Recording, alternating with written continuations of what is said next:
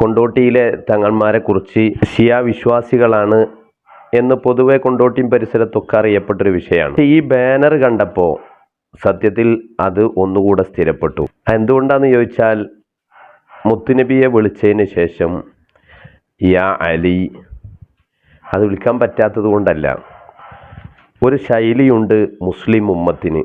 അഫ്ളലുൽ ബശരി ബഅദൽ അംബിയ, അംബിയാക്കൾ കഴിഞ്ഞാൽ പിന്നെ ഏറ്റവും ഷറഫുള്ള വ്യക്തി സയ്യിദുന സിദ്ദീഖുൽ അക്ബർ റളിയല്ലാഹു അൻഹു ആണ്.